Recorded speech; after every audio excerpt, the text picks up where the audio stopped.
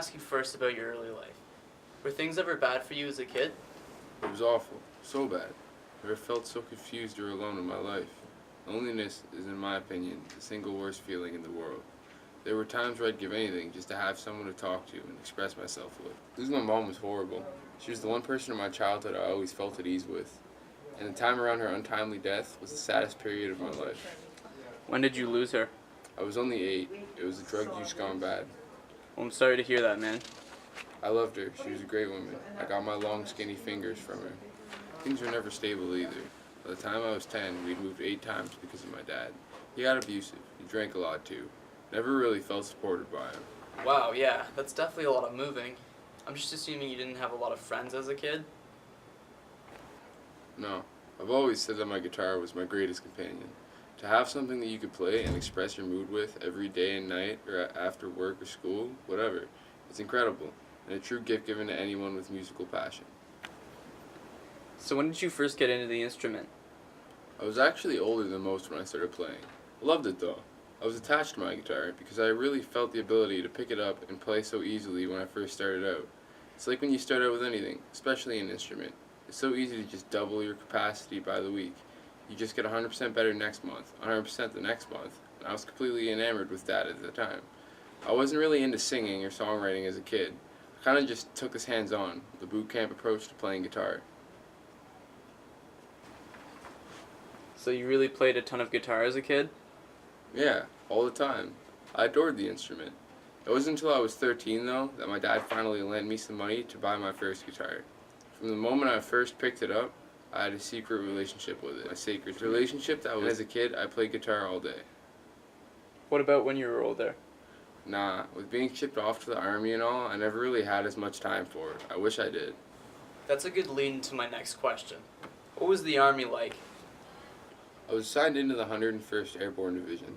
I got forced in by my dad, and from the help of a counselor. I did some really stupid things, and I thought it was best if I enlisted. What did you do? Got into some trouble, petty theft. I borrowed a car. So it really set you straight then? Absolutely. I never stayed long. I got dispatched when I landed badly on a paratrooping jump. Got myself a twisted ankle. It was worth it though, because later that week I got discharged. I think it was the first time I started acting like a man, and not as a dumb kid anymore. I made myself a promise. Don't look back. If I did, it definitely would have held me down.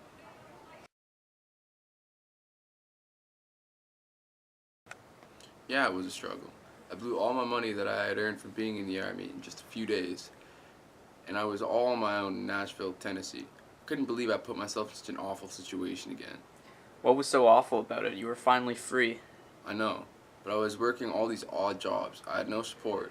I was willing to do anything to perform for people, though. I had played at so many clubs. But of course later you did get noticed. Yeah, my agent Michael Jeffrey picked me up after I played a few gigs. He became my agent and put my trio together, the Jimi Hendrix Experience. Who else was in the trio? Mitch Mitchell was my drummer, and Noel Redding was on bass. We were great. I had a ton of fun with that band.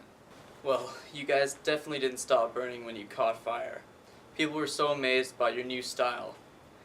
To quote Pete Townshend, a famous blues guitarist, he said, "Jimi managed to build this bridge between true blues guitar and modern sounds. He did this so beautifully and brilliantly."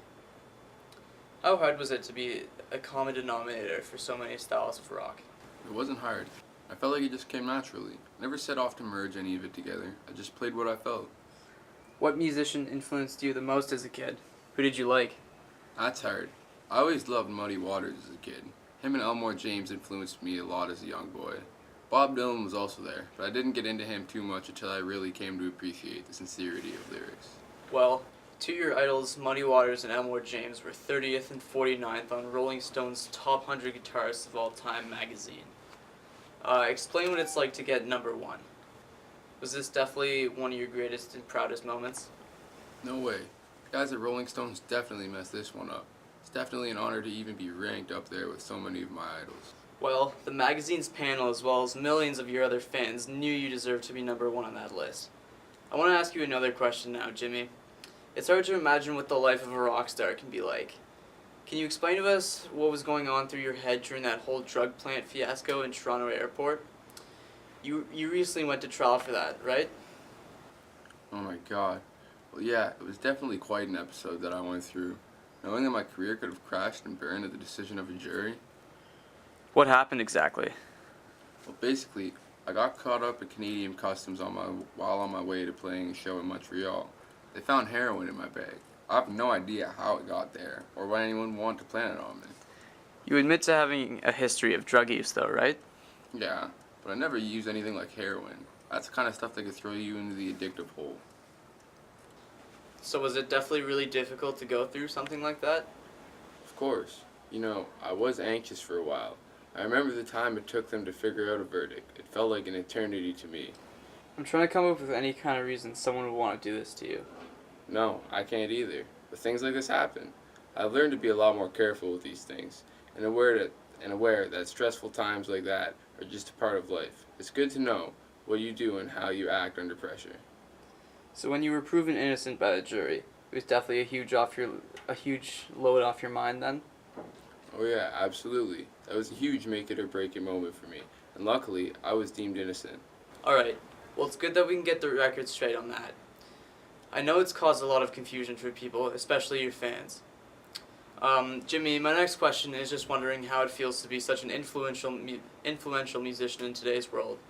Did you ever dream of having it this good? No, and it's awesome that people are replicating some of my sounds, but not, like a facsimile of any of my songs. It's good to know that people put their own twist on Hendrix style rock. Yeah, I've been imitated so well though, I've heard people even copy my mistakes. It truly is flattering. Well, people certainly look up to you as a musician, Jimmy, and a teacher. You're undoubtedly the most influential rock musician to ever live, and I want to thank you for coming out to this interview today. I've had a great time getting a look into your life.